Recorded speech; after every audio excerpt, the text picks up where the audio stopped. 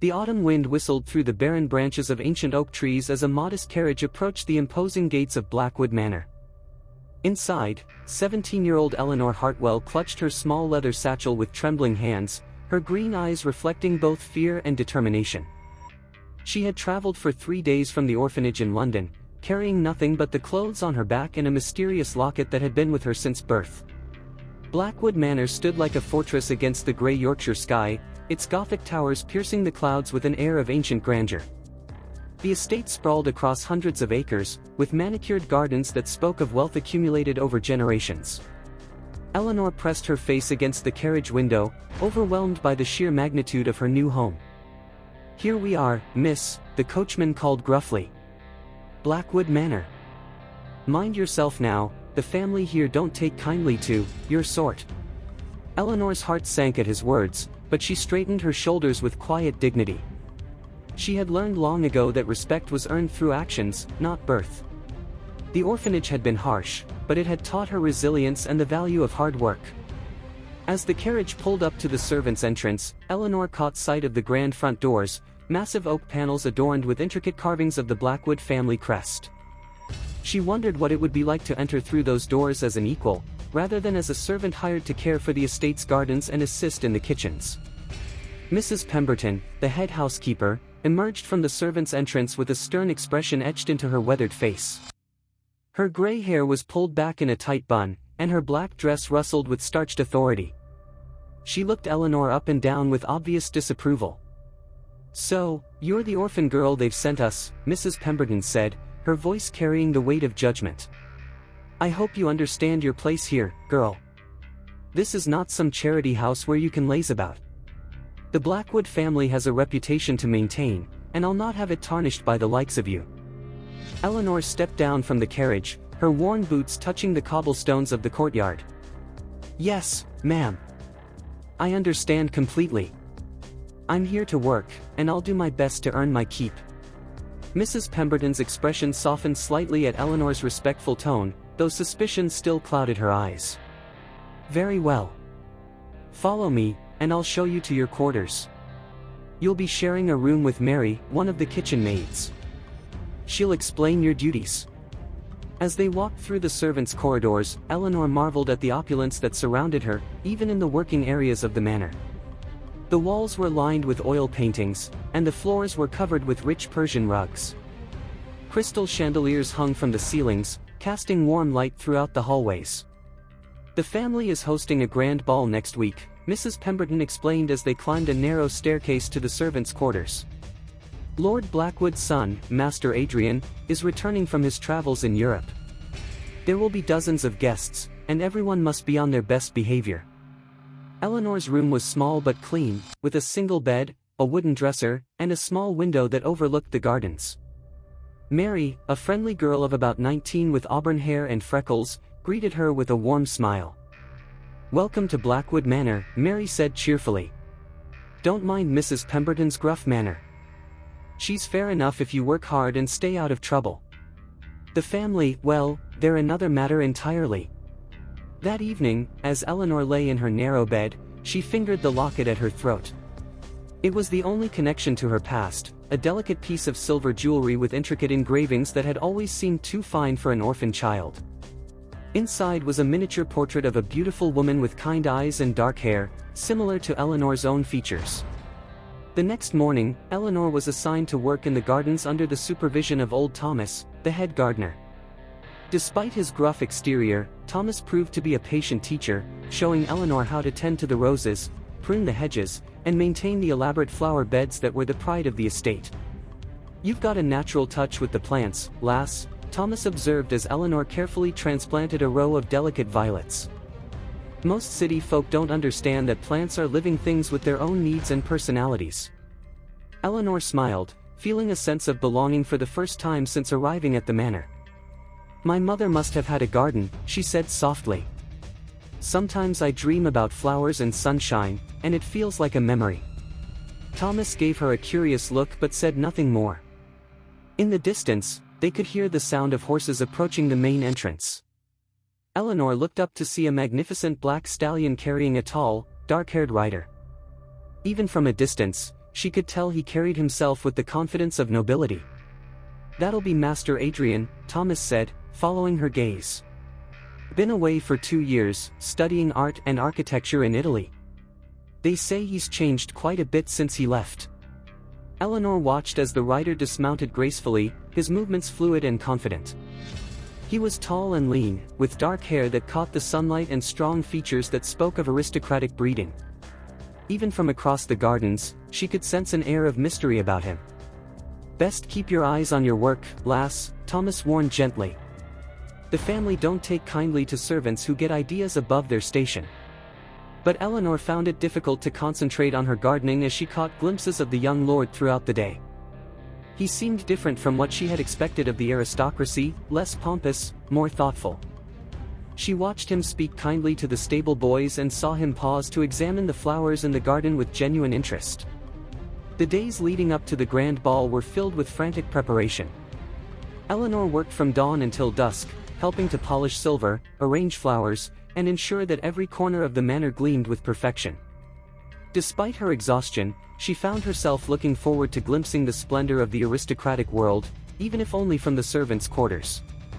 Lady Blackwood, Master Adrian's mother, was a formidable woman in her 50s with silver hair and piercing blue eyes. She ruled the household with an iron fist, and her displeasure was something all the servants feared. Eleanor had managed to avoid her attention until the afternoon before the ball, when disaster struck.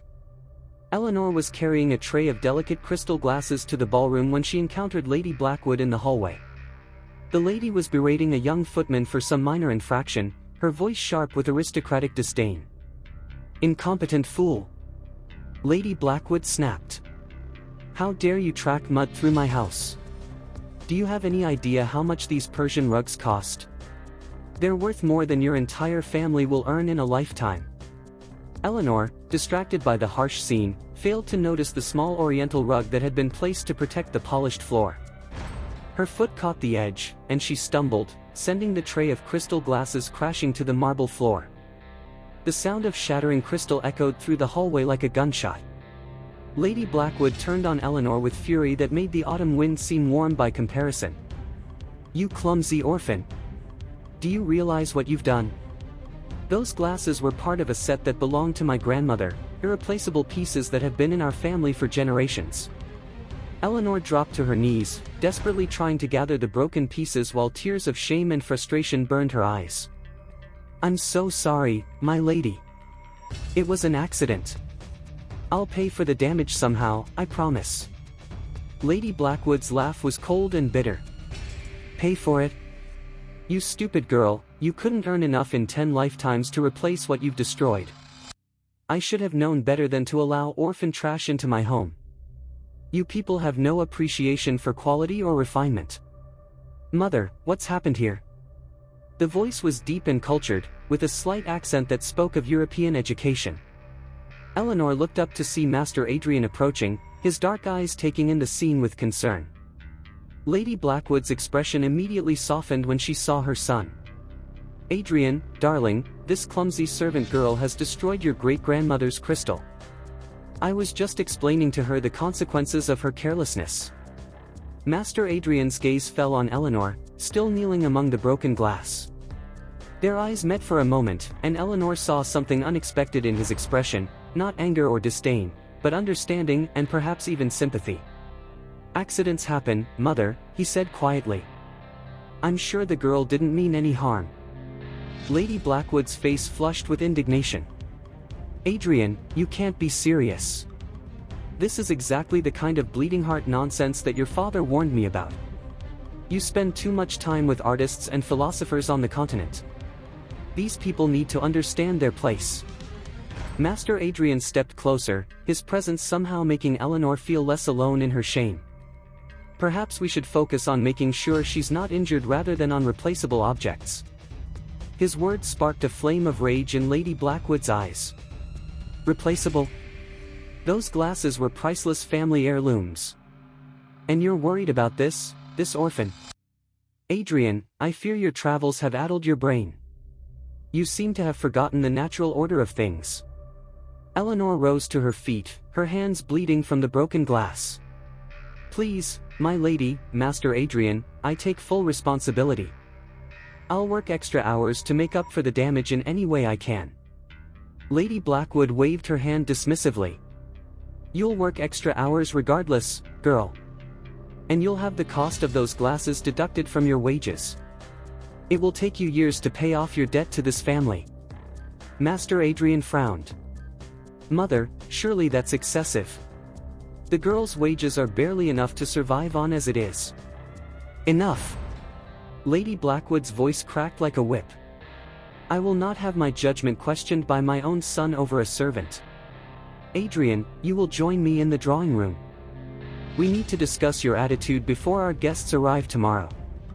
As mother and son walked away, Eleanor heard Lady Blackwood's voice echoing down the hallway. I don't know what's gotten into you, Adrian. This ridiculous sympathy for the lower classes is beneath your station. You are a Blackwood, and you must never forget what that means. Eleanor spent the rest of the evening in the servants' quarters, carefully picking glass shards from her palms while Mary tended to her wounds. The other servants offered quiet words of sympathy, but Eleanor could see the fear in their eyes. Lady Blackwood's wrath was something that could destroy any of them at a moment's notice. Don't take it too hard, Mary whispered as she bandaged Eleanor's hands. Lady Blackwood has always been cruel to those she considers beneath her. But Master Adrian, he's different. Did you see how he tried to defend you? Eleanor nodded, remembering the kindness in his dark eyes. He seems like a good man. It's a pity he has to live with such a bitter mother. Be careful, Eleanor, Mary warned. Lady Blackwood has eyes everywhere. If she thinks you're getting ideas about her son, she'll make your life a living hell. The night of the grand ball arrived with great fanfare. The manor was transformed into a glittering palace, with hundreds of candles illuminating every room and fresh flowers adorning every surface. Eleanor and the other servants worked tirelessly behind the scenes, ensuring that the aristocratic guests wanted for nothing. From her position in the servants' corridor, Eleanor caught glimpses of the magnificent ball through the partially open doors. Ladies in elaborate gowns of silk and satin glided across the marble floors, their jewels catching the candlelight like captured stars. Gentlemen in formal evening wear bowed and conversed with the practiced elegance of their class. The orchestra played beautiful waltzes, and Eleanor found herself swaying slightly to the music as she arranged flowers in the hallway. She had always loved music, though she had never had the opportunity to learn to dance properly. Sometimes, late at night in the orphanage, she would imagine herself in a beautiful gown, spinning across a ballroom floor in the arms of a handsome partner. You have good musical instincts, a voice said behind her. Eleanor turned to find Master Adrian standing in the doorway, resplendent in his formal evening wear. His dark hair was perfectly styled, and his tailcoat emphasized his tall, lean frame. Eleanor immediately curtsied, her face burning with embarrassment at being caught daydreaming. Master Adrian, I apologize. The music is so beautiful. He smiled, and the expression transformed his serious features into something warm and approachable. There's no need to apologize for appreciating beauty. Music is one of the few things that truly transcends social barriers. Eleanor looked down at her simple servant's dress, acutely aware of the contrast between her appearance and the grandeur surrounding them. I should return to my duties, sir. Mrs. Pemberton will be looking for me. Of course, Master Adrian said, but he made no move to leave. I wanted to thank you for your grace under pressure the other day. Not many people would have handled my mother's intensity with such dignity. Your mother had every right to be angry, Eleanor replied quietly. I was careless with valuable family property. Master Adrian studied her face with curious intensity. You're not like the other servants, are you? Your speech, your manner, you seem educated beyond your station. Eleanor's hand instinctively moved to her throat, where the locket lay hidden beneath her dress. The orphanage had a good library, sir. I've always enjoyed reading. What do you read? His question seemed genuinely interested, not condescending. Poetry, mostly. Lord Byron, William Blake, Elizabeth Barrett Browning. I find comfort in their words. Master Adrian's eyebrows rose in surprise. Those are sophisticated choices for someone of your background. Elizabeth Barrett Browning, in particular, is quite progressive in her views on social justice. Eleanor felt a flutter of nervousness. Had she revealed too much? I simply enjoy the beauty of language, sir. I don't concern myself with politics. How do I love thee? Let me count the ways, Master Adrian quoted softly. I love thee to the depth and breadth and height my soul can reach. Eleanor's breath caught in her throat. She knew the poem by heart, and hearing it spoken in his cultured voice made her heart race. I love thee with the breath, smiles, tears, of all my life, and, if God choose, I shall but love thee better after death. They stood in silence for a moment, the weight of the romantic words hanging between them. Eleanor realized with a start that she had been staring into his eyes, and she quickly looked away. I should go, she whispered, her voice barely audible above the music from the ballroom. Master Adrian stepped closer, his voice low and urgent. Eleanor, that is your name, isn't it? Eleanor, I need to ask you something. That locket you wear, may I see it? Eleanor's hand flew to her throat protectively. I don't understand, sir. Why would you be interested in a servant's trinket? Please, he said, his dark eyes intense with some emotion she couldn't identify. It's important.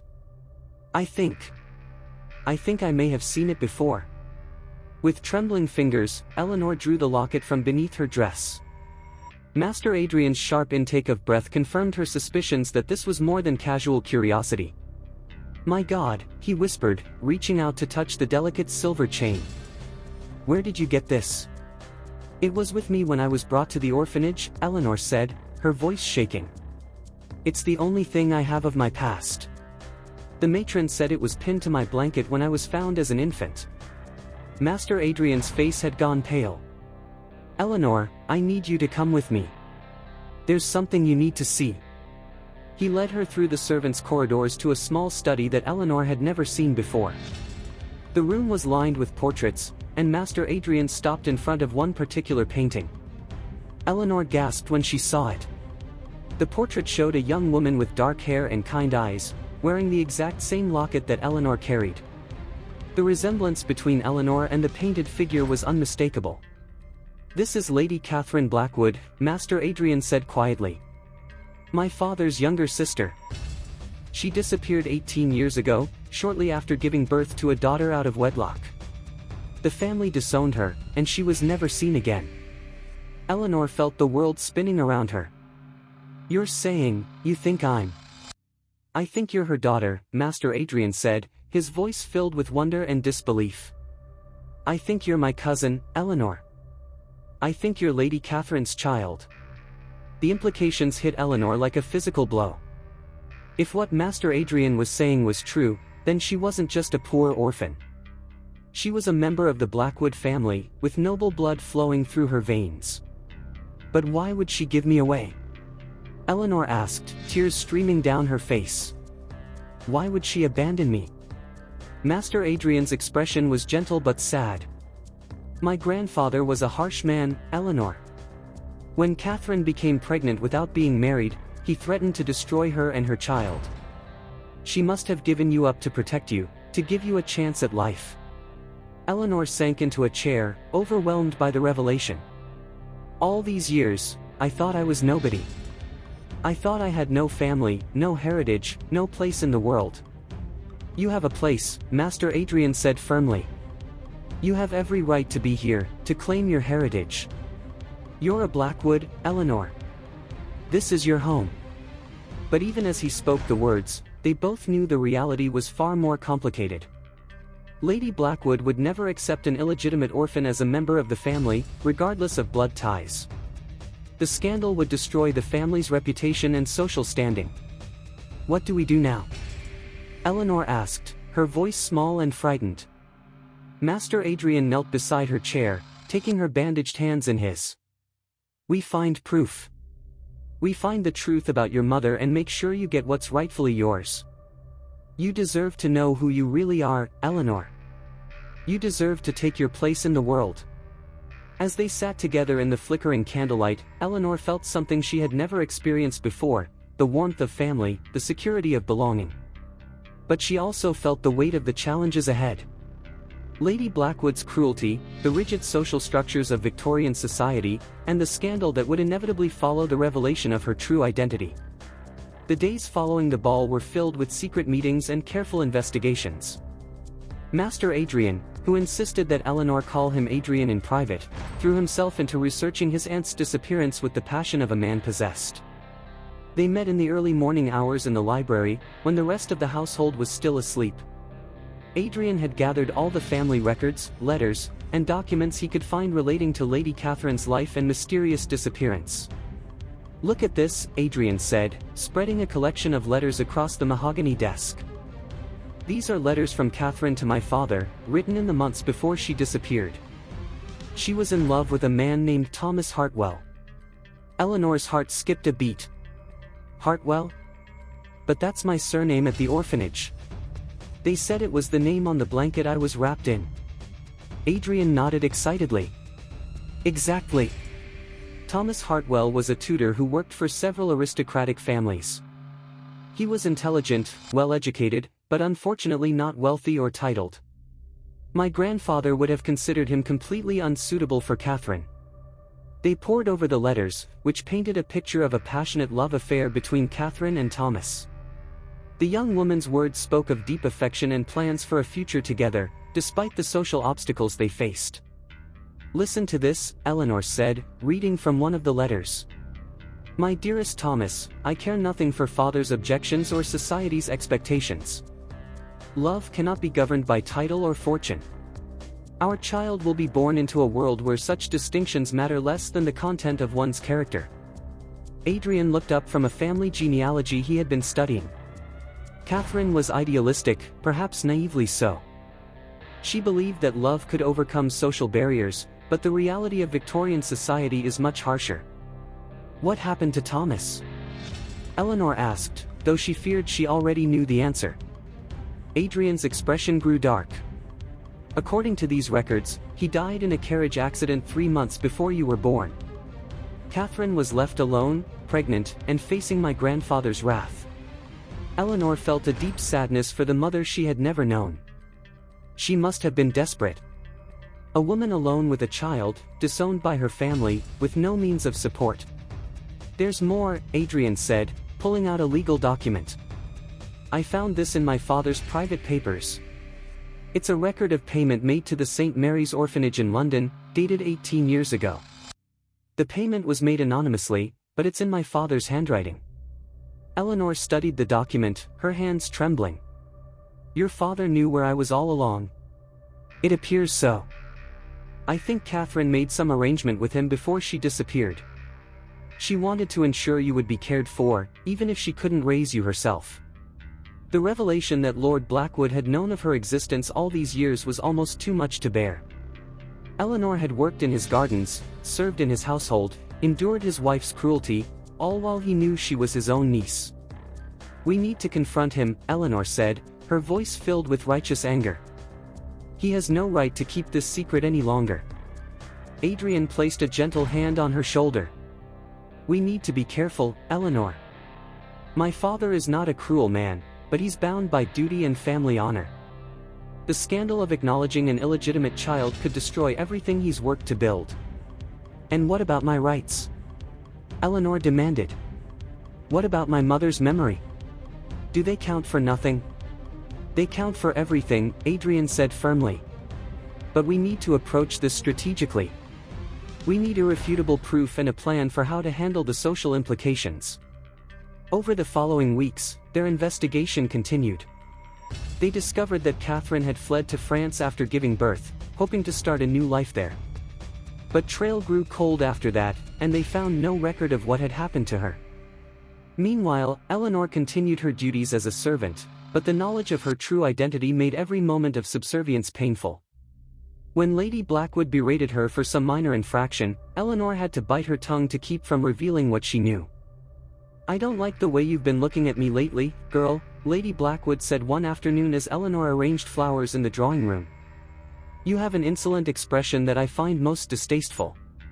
Eleanor kept her eyes downcast, focusing on the roses in her hands. "I apologize, my lady. I mean no disrespect. See that you don't, Lady Blackwood snapped. I've been watching you, and I don't like what I see. You seem to think you're better than your station.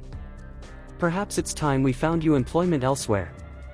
The threat sent a chill through Eleanor's heart. If she were dismissed from Blackwood Manor, she would lose not only her home but also her connection to Adrian and the truth about her past. Please, my lady, Eleanor said, her voice carefully controlled. I'm grateful for the opportunity to serve your family. I'll do whatever is necessary to improve my performance. Lady Blackwood studied her with cold blue eyes. We shall see. But I want you to understand something, girl. You are nothing more than a servant in this house. You have no rights, no claims, no expectations beyond what I choose to give you. Do not forget your place. As Lady Blackwood swept from the room, Eleanor felt tears of frustration and rage burning her eyes. If only she could tell the cruel woman exactly who she was, exactly what her place truly was. That evening, Adrian found her in the gardens, sitting on a stone bench beneath the rose arbor. The autumn air was crisp, and the last of the season's flowers were beginning to fade. You look troubled, he said, settling beside her on the bench. Eleanor told him about her encounter with Lady Blackwood, and Adrian's jaw tightened with anger. My mother's behavior is inexcusable. No one deserves to be treated with such cruelty. What if we never find enough proof? Eleanor asked. What if I'm doomed to live as a servant in my own ancestral home? Adrian turned to face her, his dark eyes intense in the moonlight. Eleanor, I want you to know that regardless of what we discover, regardless of what proof we find, you will always have my protection and support. You are family to me, and I will never let anyone treat you as less than you deserve. Eleanor felt her heart flutter at his words. Over the weeks they had spent together, she had come to realize that her feelings for Adrian went beyond gratitude or familial affection. She was falling in love with him, and the knowledge terrified her. Adrian, she whispered, there's something I need to tell you. These feelings I have, they're not just those of a cousin grateful for your kindness. Adrian's breath caught, and he reached up to cup her face gently in his hands. Eleanor, I've been trying to fight these same feelings. But I can't deny them any longer. I love you, not just as family, but as a woman. You are the most remarkable person I've ever met. Before she could respond, he leaned down and kissed her softly. The touch of his lips sent warmth flooding through her entire being, and she felt as if she had finally found her home. But even as they held each other in the moonlit garden, they both knew that their love faced seemingly insurmountable obstacles. The scandal of their relationship, the mystery of Eleanor's legitimacy, and the harsh realities of their social world all stood between them and happiness. The breakthrough came from an unexpected source. Old Thomas, the head gardener who had been so kind to Eleanor, approached her one morning with a weathered letter in his trembling hands. Miss Eleanor, he said, his voice shaky with emotion. I've been watching you these past months, and I can't keep this secret any longer. This letter, it's from your mother. Eleanor's heart stopped. My mother? But how do you? Thomas's eyes filled with tears. Because I was there, child. I was there when she gave birth to you. I helped her escape from this place, and I've been carrying this burden ever since. With shaking hands, Eleanor took the letter. The paper was yellowed with age, but the elegant handwriting was still clear. My dearest daughter, the letter began, if you are reading this, then Thomas has kept his promise to tell you the truth when you come of age. I am Catherine Blackwood, and you are my beloved child, conceived in love with a good man named Thomas Hartwell. Eleanor had to pause, overwhelmed by emotion. This was her mother's voice, speaking to her across the years. I know I cannot raise you myself. My father's anger and society's judgment would destroy us both. But I want you to know that you are loved, cherished, and born of nobility in every sense of the word. You carry the blood of two honorable families, and you have every right to claim your place in the world. The letter went on to explain that Catherine had made arrangements with her brother, Adrian's father, to ensure Eleanor's care and education. She had also left specific instructions about Eleanor's inheritance, including a trust fund that had been held in secret for 18 years. Your great-grandmother's ruby necklace is hidden in the library, the letter continued. Behind the complete works of Shakespeare, there is a secret compartment. The necklace and the legal documents proving your legitimacy are waiting for you there. Thomas wiped tears from his weathered cheeks. She made me promise to watch over you if you ever came to Blackwood Manor. I've been waiting 18 years for this moment. Eleanor embraced the old man, understanding now why he had been so kind to her. Thank you for keeping her secret. Thank you for protecting me. That evening, Eleanor and Adrian went to the library together. Behind the leather-bound volumes of Shakespeare, they found exactly what Catherine's letter had described, a secret compartment containing a stunning ruby necklace and a collection of legal documents. Look at this, Adrian said, studying the papers by candlelight. These are certificates of legitimacy, signed by a judge and witnessed by 3 people. Your parents were married in secret before your father's death. Eleanor gasped. Married? But everyone said. Everyone was wrong, Adrian said, his voice filled with excitement.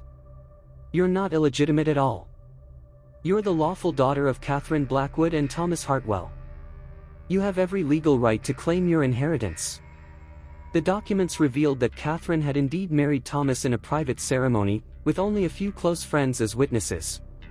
The marriage had been kept secret because they knew it would result in Catherine's disinheritance, but they had wanted their child to be born in lawful wedlock. There's more, Adrian said, pulling out a bank document. Your mother established a trust fund for you, with compound interest over 18 years. Eleanor, you're not just a member of the Blackwood family, you're independently wealthy. Eleanor felt dizzy with the magnitude of these revelations. In the span of a few hours, she had gone from being a despised servant to being a legitimate heiress with her own fortune. What do we do now? She asked, her voice barely a whisper. Adrian's expression was determined. Now we confront my parents. We demand that they acknowledge you publicly and restore you to your rightful place in society. But when they approached Lord Blackwood with their evidence, his reaction was not what they had expected. The distinguished man, who had always seemed so powerful and authoritative, suddenly looked older and more fragile. I've been dreading this day for 18 years, he said quietly, studying the documents with tired eyes. I loved my sister dearly, but I was trapped between family duty and personal affection. You knew she was married? Eleanor asked, her voice thick with emotion. Lord Blackwood nodded. I was one of the witnesses at her wedding. But when father discovered the relationship, he threatened to destroy Thomas's reputation and livelihood. Catherine and Thomas decided to keep the marriage secret until they could establish themselves independently. And then Thomas died, Adrian said. Yes, Lord Blackwood replied sadly. And Catherine was left alone, facing father's wrath and society's judgment. She came to me for help, and I was a coward. I should have stood up to father, should have defended her publicly. Instead, I helped her disappear and promised to care for her child secretly. Eleanor felt a mixture of anger and pity for the man who was her uncle. You let me grow up as an orphan when I had family who could have loved me. I know, Lord Blackwood said, his voice breaking. I've regretted it every day since. When I saw you arrive at the manor, I recognized you immediately. You look so much like Catherine at that age. But I didn't know how to tell you the truth without destroying everything. What about Catherine? Eleanor asked. What happened to her after she left England? Lord Blackwood's expression grew even more somber. She died of fever in Paris, about 3 years after you were born. She was alone, penniless, broken by grief and regret. I've carried the guilt of her death with me ever since. Eleanor felt tears streaming down her face. Her mother had died young and alone, paying the price for society's rigid expectations and her family's cowardice. But you can make it right now, Adrian said firmly. You can acknowledge Eleanor publicly, restore her to her rightful place, and honor Catherine's memory. Lord Blackwood looked at his son with pride and sadness. It's not that simple, Adrian. The social consequences would be enormous. The scandal would affect not just our family, but Eleanor as well. Society can be cruel to those who challenge its conventions. "I don't care about scandal," Eleanor said, her voice growing stronger. "I care about truth and justice. I care about honoring my mother's memory and claiming my rightful place in the world." The confrontation with Lady Blackwood was explosive. When Lord Blackwood reluctantly revealed Eleanor's true identity, his wife's reaction was everything they had feared and more. "Absolutely not!" Lady Blackwood shrieked, her face flushed with rage. "I will not have this bastard child destroy our family's reputation. I don't care what papers you found, she's still the product of an inappropriate relationship. She's our niece," Lord Blackwood said quietly. "She's family, and she deserves our protection. She's a servant." Lady Blackwood spat. "She's been cleaning our floors and tending our gardens. How can you possibly expect society to accept her as an equal?" Eleanor stepped forward, her chin raised with dignity. "I may have worked as a servant, but I am not ashamed of honest labor. I've learned the value of hard work and humility, lessons that perhaps others in this family could benefit from." Lady Blackwood's eyes blazed with hatred. "How dare you speak to me with such insolence? You forget yourself, girl." "No," Eleanor said calmly. "For the first time in my life, I remember myself. I remember who I am and where I came from. I am Catherine Blackwood's daughter, and I will not be ashamed of that legacy." The battle lines were drawn. Lord Blackwood, guilt-ridden and weary, supported Eleanor's claim but feared the social consequences. Adrian stood firmly by Eleanor's side, prepared to defend her against all opposition. Lady Blackwood marshaled her considerable social influence to prevent what she saw as a catastrophic scandal. "I will not have this pretender, acknowledged as a member of our family," Lady Blackwood declared with venom. "If you persist in this madness, I will personally ensure that every door in London society is closed to her. She will be ostracized, ridiculed, and destroyed." Eleanor felt the weight of the threat, but her resolve only strengthened. "If that's the price of truth, then so be it. I would rather face society's judgment with honesty than live a lie in comfort." Adrian moved to stand beside her, his presence a source of strength. "Mother, you're wrong about Eleanor. She has more grace and dignity than most of the titled ladies in our social circle. Her character shines regardless of her circumstances." Lady Blackwood turned her fury on her son. "Adrian, you're bewitched by this girl. Can't you see how she's manipulating you? She's using her resemblance to Catherine to worm her way into our family and our fortune. That's enough." Lord Blackwood's voice cut through the argument with unexpected authority. "I will not allow you to speak of my sister's daughter in such terms. Eleanor has shown nothing but dignity and grace throughout this ordeal." The weeks that followed were a whirlwind of secret meetings, legal consultations, and careful preparations. Adrian hired the finest lawyers in London to verify Eleanor's documents and establish her legal claim to the Blackwood name and inheritance. During this time, Eleanor continued to work as a servant, but the other members of the household had begun to notice changes. Her bearing was more confident, her manner more assured. She carried herself with the natural grace of nobility, as if the revelation of her true identity had unlocked something that had always been there. "You're different," Mary observed one evening as they prepared for bed. "There's something about you now, you seem like you belong in the grand rooms upstairs rather than here in the servants' quarters." Eleanor smiled sadly. "I'm the same person I've always been, Mary. I just know more about where I came from now." "Is it true what they're saying?" Mary asked cautiously. "That you're really a member of the family?" Eleanor nodded, seeing no point in hiding the truth from her friend. "It's true. But knowing and being accepted are two very different things." The legal proceedings moved forward, and Eleanor's claim was officially recognized by the courts. She was declared the legitimate daughter of Catherine Blackwood and Thomas Hartwell, with full rights to her inheritance and the Blackwood name. But legal recognition was only the beginning. The real challenge was social acceptance, and Lady Blackwood was determined to make that as difficult as possible. Lady Blackwood's campaign against Eleanor was swift and ruthless. She spread rumors throughout London society about the servant girl, who was trying to claim noble birth through forged documents. She painted Eleanor as a manipulative opportunist who had seduced her way into the family's good graces. "My dear Lady Pemberton," Lady Blackwood said at a society tea, her voice dripping with false concern, "you simply cannot imagine the distress this situation has caused our family. This girl, this impostor, has completely taken advantage of my husband's good nature. She's claiming to be my late sister-in-law's daughter, but anyone with eyes can see she's nothing more than a clever fraud." The gossip spread like wildfire through London's drawing rooms and ballrooms. Eleanor found herself the subject of whispered conversations and pointed stares whenever she appeared in public. Some people were curious, others were skeptical, and many were openly hostile. Adrian insisted on escorting Eleanor to various social events, determined to force society's acceptance through his own reputation and charm. Their first major appearance together was at the Ashford family's annual charity gala, one of the most prestigious events of the social season. Eleanor wore a gown that had belonged to her mother, discovered among Catherine's possessions in the manor's attic. The deep blue silk complemented her dark hair and green eyes, and the ruby necklace from her mother's secret cache gleamed at her throat. She looked every inch the aristocratic lady she had been born to be. "You're trembling," Adrian observed as their carriage approached the Ashford mansion. "I'm terrified," Eleanor admitted. "What if they're right? What if I don't belong in this world?" Adrian took her gloved hand in his. "Eleanor, you belong wherever you choose to be.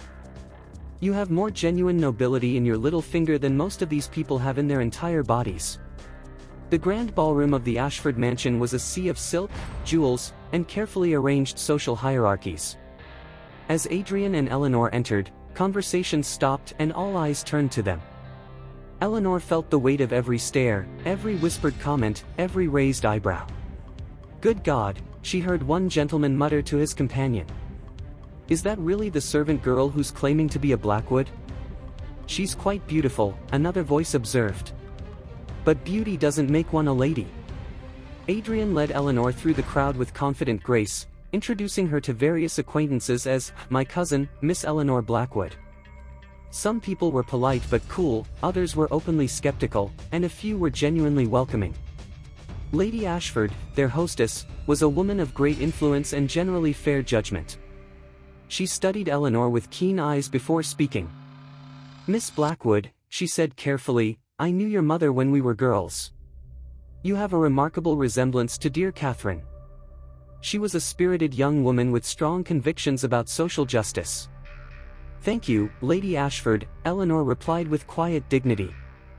"I hope to honor her memory through my own actions." Lady Ashford nodded approvingly. "Character is what matters in the end, my dear. Birth and breeding are accidents of fate, but character is something we choose to develop." The evening progressed with mixed results.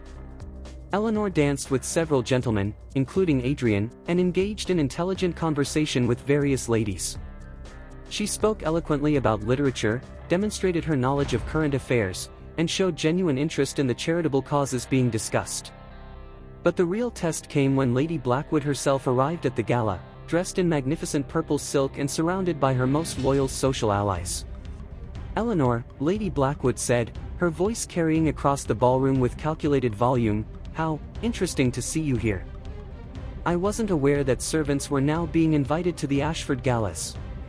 The comment was meant to humiliate Eleanor publicly, to remind everyone of her recent status as a household employee. Eleanor felt every eye in the room turn to her, waiting to see how she would respond. "Lady Blackwood," Eleanor replied calmly, her voice carrying the cultured accent she had learned from her extensive reading, "I'm here as a guest of your son and as a member of your extended family. I hope that my presence doesn't cause you any distress." The response was perfectly polite but firmly assertive. Eleanor had neither backed down nor risen to the bait, and several people in the crowd nodded approvingly at her composure. Lady Blackwood's face flushed with anger, but she was trapped by the social conventions that governed public behavior. She could not create a scene without damaging her own reputation. "Of course, my dear," she replied through gritted teeth. "Family is so important." The confrontation became the talk of the evening and, subsequently, the talk of London society. Opinions were divided, some people admired Eleanor's grace under pressure, while others saw her as an upstart who needed to be put in her place.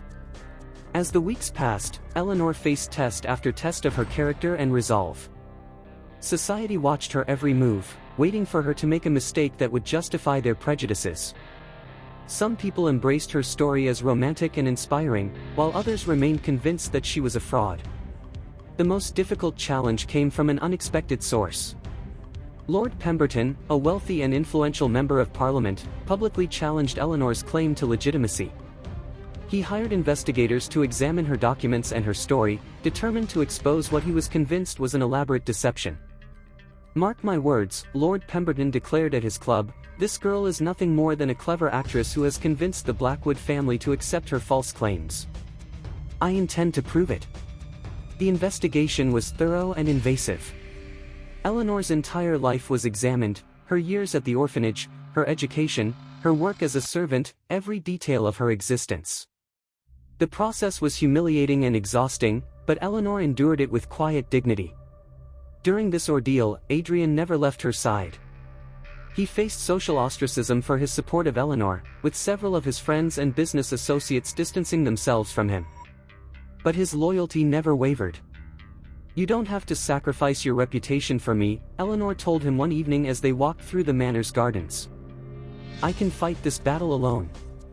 Adrian stopped walking and turned to face her, his dark eyes intense in the moonlight. "Eleanor, don't you understand? There is no battle worth fighting if you're not by my side.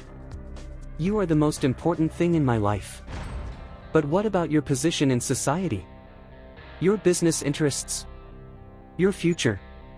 "My future is meaningless without you," Adrian said firmly.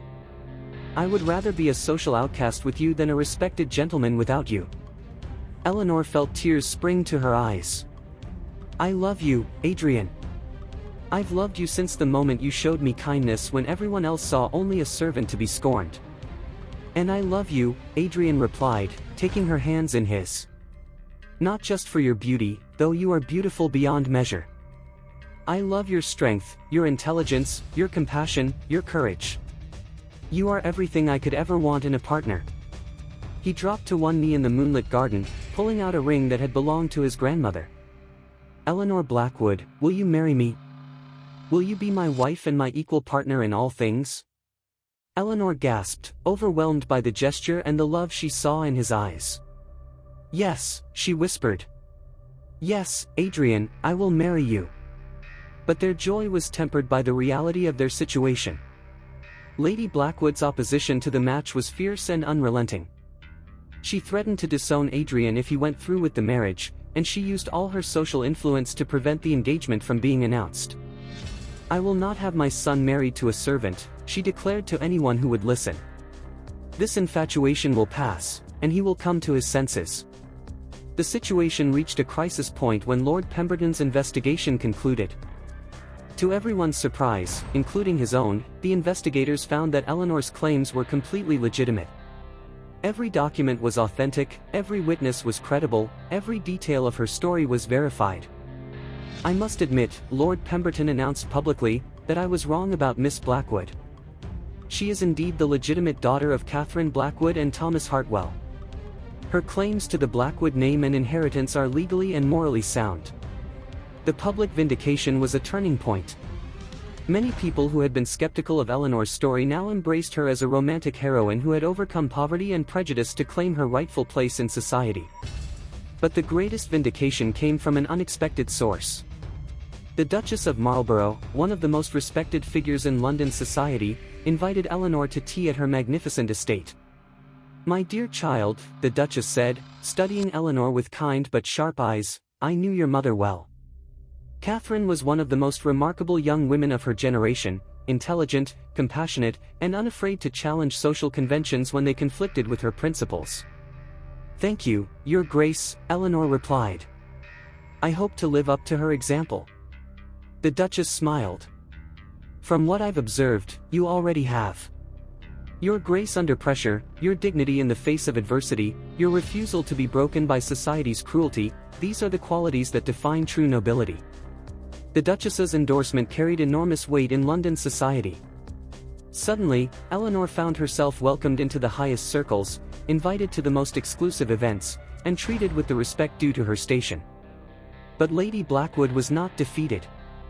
If anything, Eleanor's growing acceptance in society only intensified her determination to prevent the marriage between her son and the woman she still considered beneath their family's standards. Lady Blackwood's final gambit was both cruel and desperate. She arranged for Eleanor to be publicly humiliated at the prestigious Devonshire Ball, one of the most important social events of the season. The plan was elaborate and vicious. Lady Blackwood bribed several servants to spread rumors about Eleanor's inappropriate behavior with various gentlemen. She arranged for compromising letters to be discovered that would suggest Eleanor was manipulating multiple men for financial gain. She even hired actors to pose as witnesses to Eleanor's supposed misconduct. On the night of the ball, Eleanor arrived in a magnificent gown of emerald silk that complemented her eyes and brought out the auburn highlights in her dark hair. She looked radiant and confident, unaware of the trap that had been set for her. The ballroom was packed with London's elite, and Eleanor moved through the crowd with grace and poise. She danced with several gentlemen, engaged in intelligent conversation with various ladies, and seemed to be enjoying herself immensely. But then Lady Blackwood struck. In the middle of the evening, she stood up and called for attention. "Ladies and gentlemen," she announced in a voice that carried throughout the ballroom, "I feel it is my duty to warn you all about the true character of the woman you have welcomed into your midst." Eleanor felt her blood turn to ice as Lady Blackwood began to reveal the fabricated evidence of her supposed misconduct. The lies were detailed and convincing, designed to destroy Eleanor's reputation completely. "This woman," Lady Blackwood continued, "has been manipulating my family and using her false claims to noble birth to seduce wealthy gentlemen. I have proof of her deception and her immoral behavior." The ballroom erupted in shocked whispers and gasps. Eleanor stood frozen, overwhelmed by the public humiliation and the viciousness of the attack. She could see the doubt and suspicion returning to people's faces, could feel the tide of opinion turning against her once again. But then Adrian stepped forward, his face blazing with righteous anger. "Mother," he said, his voice carrying clearly through the sudden silence, "you have gone too far. Your jealousy and prejudice have driven you to fabricate lies about an innocent woman." Lady Blackwood's face was triumphant. "Adrian, you are blinded by infatuation. These are not lies, they are facts that need to be exposed." "No," Adrian said firmly. "They are lies, and I can prove it." To everyone's amazement, Adrian began to systematically dismantle his mother's accusations. He produced evidence showing that the compromising letters were forgeries, that the supposed witnesses were paid actors, that the entire scheme was an elaborate fabrication designed to destroy Eleanor's reputation. "My mother," Adrian said, his voice heavy with sadness and disappointment, "has allowed her prejudice to overcome her honor. She has lied to you all in an attempt to destroy a woman whose only crime was being born into circumstances beyond her control." The revelation sent shockwaves through the ballroom. The assembled guests were appalled by Lady Blackwood's deception and moved by Adrian's defense of his beloved. Lord Blackwood, who had been watching the scene unfold with growing horror, finally found his voice. "My wife," he said quietly, "has shamed our family name far more than Eleanor ever could. I publicly apologize for her behavior and ask for your forgiveness." But the most powerful moment came when Eleanor herself stepped forward to address the crowd.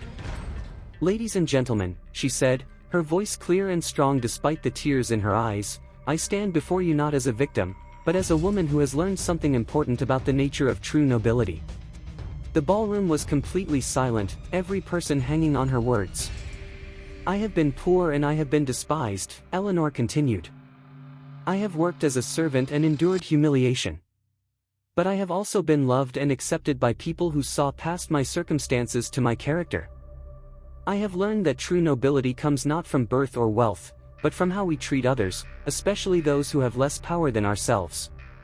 She looked directly at Lady Blackwood, her green eyes bright with unshed tears but also with forgiveness. "I do not hate Lady Blackwood for her actions tonight," Eleanor said. "I pity her. She has allowed fear and prejudice to poison her heart and destroy her honor. But I will not allow her bitterness to poison mine." The crowd erupted in applause, moved by Eleanor's grace and magnanimity. Even Lady Blackwood seemed stunned by the unexpected response to her attack. The aftermath of the Devonshire ball was swift and decisive. Lady Blackwood's public deception had destroyed her own reputation far more effectively than any of her schemes against Eleanor. She was ostracized by the very society she had tried to manipulate, and many of her former friends and allies turned away from her in disgust. Lord Blackwood, mortified by his wife's behavior and inspired by Eleanor's grace, made a public announcement acknowledging Eleanor as his niece and welcoming her officially into the Blackwood family. "Eleanor," he said during a family gathering, "I have spent 18 years living with the guilt of abandoning my sister and her child. I cannot undo the past, but I can ensure that you receive all the love and support that you should have had from the beginning." Eleanor embraced her uncle, feeling the warmth of family acceptance for the first time in her life. "Thank you, uncle. Having a family means more to me than any title or fortune." The wedding of Adrian and Eleanor was the social event of the season. The ceremony was held at Westminster Abbey, with the Duke of Marlborough himself giving Eleanor away in place of her late father. The guest list included the most prominent figures in London society, and the celebration was a testament to love's triumph over prejudice. Eleanor wore her mother's wedding dress, carefully preserved and altered to fit her perfectly. The ruby necklace gleamed at her throat, and her dark hair was crowned with a tiara that had belonged to Adrian's grandmother. As she walked down the aisle, Eleanor thought about the journey that had brought her to this moment. From the orphanage in London to the servants' quarters at Blackwood Manor, from despair and humiliation to love and acceptance, she had traveled a path that had tested every aspect of her character. Adrian waited for her at the altar, his dark eyes shining with love and pride. When she reached him, he took her hand and whispered, "You are the most beautiful thing I have ever seen." "And you," Eleanor whispered back, "are the answer to every prayer I never dared to voice." The ceremony was beautiful and moving. As they exchanged vows, Eleanor felt the presence of her mother, Catherine, watching over them with joy and approval. The love that had been forbidden to Catherine was now being celebrated and blessed in her daughter. The reception was held at Blackwood Manor, transformed into a fairy tale setting with thousands of flowers and hundreds of candles. Eleanor and Adrian danced their first dance as husband and wife to the same waltz that had been playing the night they first met in the servants' corridor. "Do you remember," Adrian said as they swayed together, "when you quoted Elizabeth Barrett Browning to me? 'How do I love thee? Let me count the ways.'" Eleanor smiled, her heart full of joy. "I remember. And I remember thinking that I would never be worthy of such love." "You are always worthy," Adrian said firmly. "You are always deserving of love, respect, and happiness. I'm just grateful that fate brought us together so that I could be the one to give them to you." As the evening progressed, Eleanor was approached by many guests who wanted to congratulate her and express their admiration for her journey. The Duchess of Marlborough, in particular, had some meaningful words to share. "My dear Eleanor," the Duchess said, "you have shown us all what true nobility looks like. You have faced adversity with grace, responded to cruelty with kindness, and chosen love over bitterness. You are an inspiration to us all." Eleanor curtsied gracefully. "Thank you, Your Grace. I hope to use my position to help others who are facing similar challenges." "I have no doubt that you will," the Duchess replied. "You have the heart of a true reformer, just like your mother." Even Lady Blackwood, who had been conspicuously absent from the wedding preparations, made a brief appearance at the reception. She approached Eleanor with obvious reluctance, her pride warring with her recognition of social necessity. "Eleanor," she said stiffly, I congratulate you on your marriage to my son." Eleanor studied her new mother-in-law with compassion rather than anger. "Thank you, Lady Blackwood.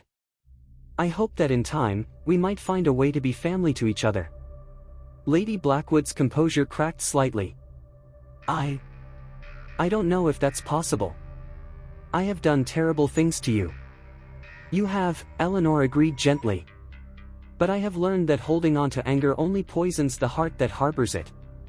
I choose forgiveness, not because you deserve it, but because I deserve peace." Lady Blackwood's eyes filled with tears, the first genuine emotion Eleanor had ever seen from her. You are a better woman than I am." "I am a woman who has learned the value of kindness," Eleanor replied. "It's never too late to learn that lesson." The months following the wedding were filled with joy and purpose. Eleanor and Adrian settled into married life with ease, their love deepening with each passing day. They split their time between London and Blackwood Manor, with Eleanor taking an active role in managing the estate and Adrian pursuing his interests in art and architecture. But Eleanor's greatest passion became her work with social reform. Having experienced poverty and prejudice firsthand, she was determined to help others who faced similar challenges. She established a foundation to support orphans and unwed mothers, providing them with education, job training, and financial assistance. "I want to create the kind of support system that my mother never had," Eleanor explained to Adrian as they reviewed the foundation's plans. No woman should have to face the choice between her child's welfare and her own survival. Adrian smiled proudly at his wife's dedication. "Your mother would be so proud of what you're accomplishing. You're turning your pain into purpose." The foundation quickly gained support from London's most progressive families. Eleanor's story had inspired many people to reconsider their attitudes towards social class and the treatment of the less fortunate. Her work began to attract attention from reformers throughout Europe. One of Eleanor's most meaningful projects was the establishment of a school for orphan children. She wanted to ensure that no child would grow up without the education and opportunities that she had been lucky enough to receive. "Education is the great equalizer," Eleanor told the school's first class of students. "It doesn't matter where you come from or what circumstances you were born into. Knowledge and character are the only things that truly matter." The school was located on the grounds of Blackwood Manor, and Eleanor took personal interest in each student's progress. She taught literature classes herself, sharing her love of poetry and inspiring the children to see beauty and meaning in language. One of her students, a young girl named Sophie who reminded Eleanor of herself at that age, approached her after class one day. "Miss Eleanor," Sophie said shyly, "do you really think someone like me could become a lady someday?" Eleanor knelt down to the girl's level, her heart aching with recognition. "Sophie, you already are a lady. Being a lady has nothing to do with where you live or what clothes you wear. It's about how you treat others, how you face challenges, and how you choose to live your life."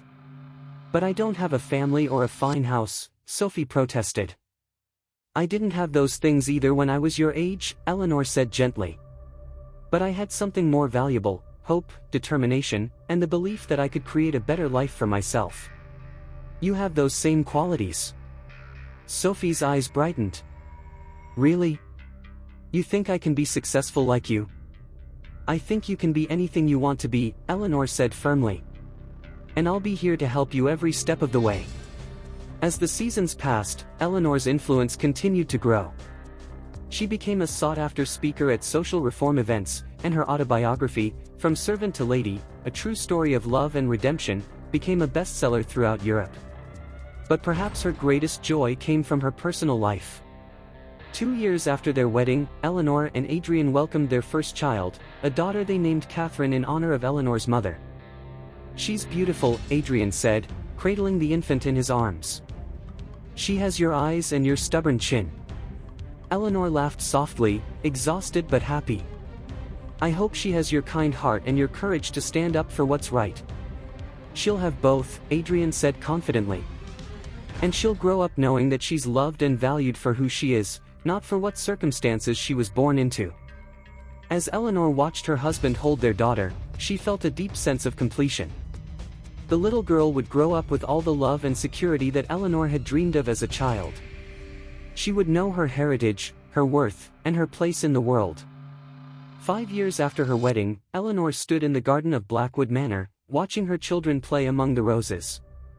Catherine, now 3 years old, was chasing butterflies with her younger brother, Thomas, named after Eleanor's father. The garden had been transformed under Eleanor's care. What had once been a formal display of aristocratic wealth had become a place of beauty and productivity.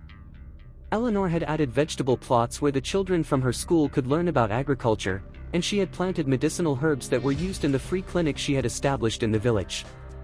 "You've created something beautiful here," Adrian said, joining her on the garden path. "Not just the garden, but the whole estate. It's become a place that serves the community rather than just displaying wealth." Eleanor smiled, her hand resting on her slightly rounded belly. Their third child was due in the autumn, and she was hoping for another daughter. "I think this is what my mother would have wanted," Eleanor said. She believed that privilege came with responsibility, that those who have more should use their advantages to help those who have less. Adrian nodded, understanding the deep sense of purpose that drove his wife's work. Your mother's legacy lives on through you, and through the hundreds of people you've helped.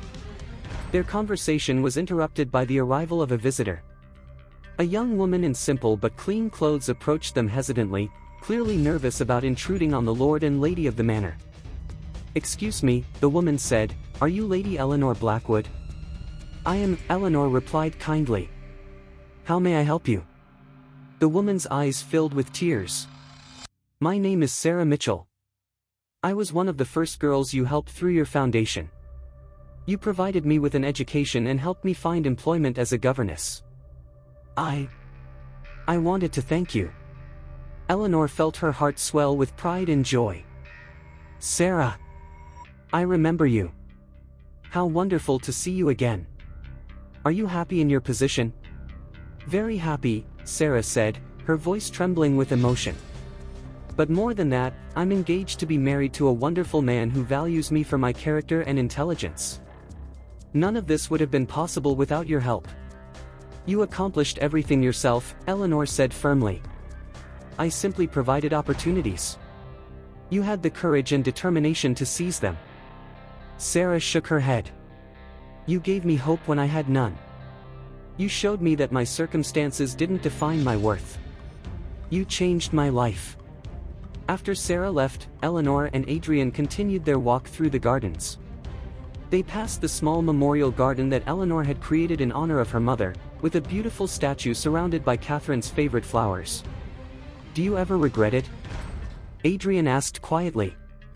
"The struggles, the humiliation, the years of not knowing who you were?" Eleanor considered the question carefully. "I regret the pain my mother suffered, and I regret the years we lost together. But I don't regret my own journey. Every hardship taught me something valuable about resilience, compassion, and the importance of fighting for justice.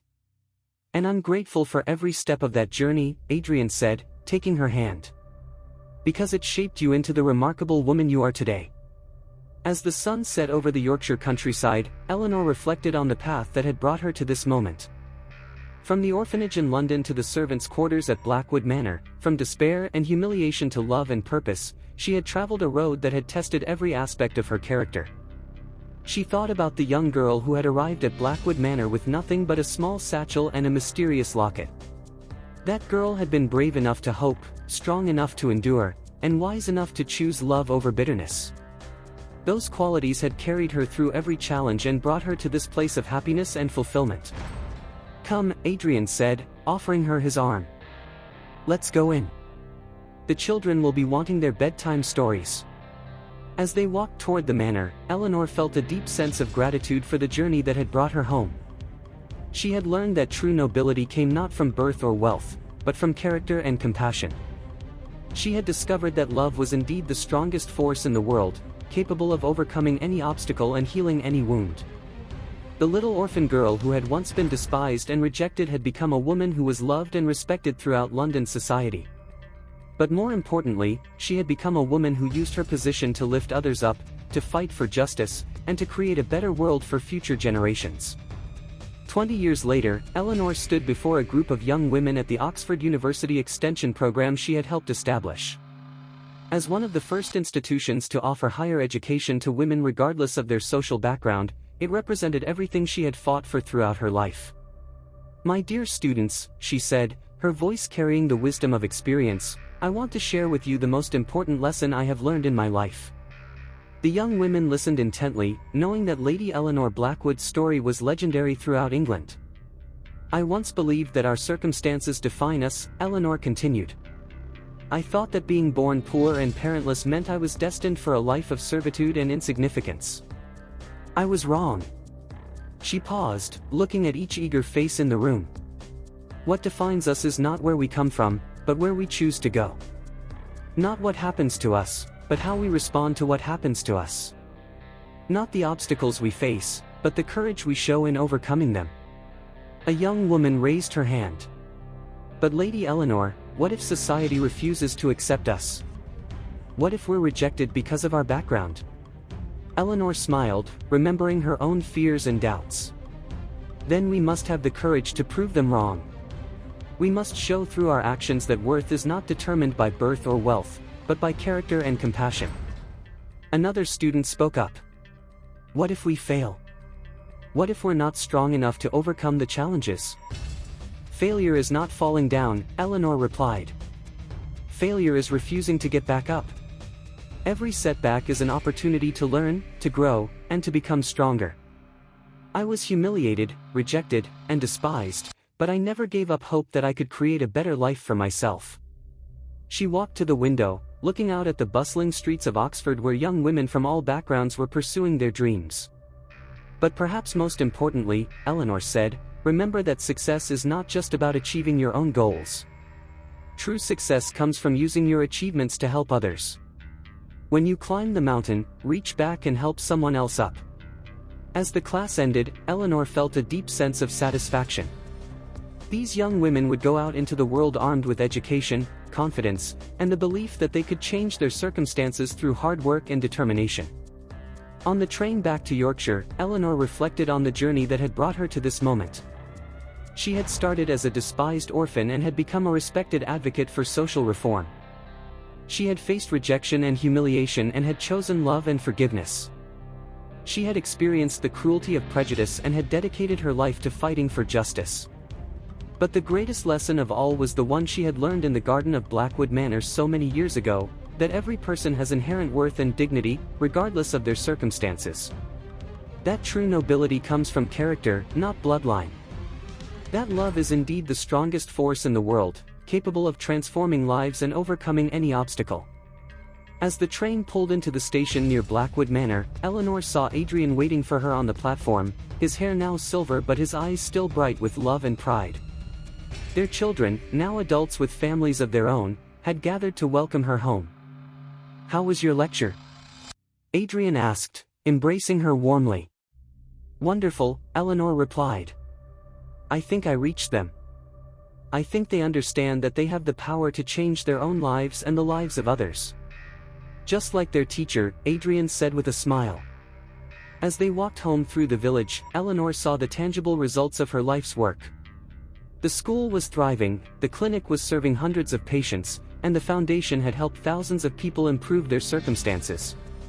But more importantly, she had helped change attitudes and open minds throughout English society. The little girl who had once been rejected and despised had become a woman who was loved and respected by all who knew her.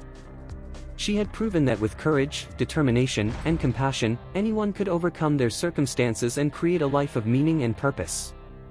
And in the end, that was the most important lesson of all, that every person has the potential for greatness, regardless of where they start. That love and kindness are more powerful than hatred and prejudice. That with hope, hard work, and the support of those who believe in us, we can overcome any obstacle and achieve any dream. The poor orphan who had been despised at the aristocratic mansion had discovered not just her true heritage, but her true worth. And in doing so, she had helped countless others discover their own.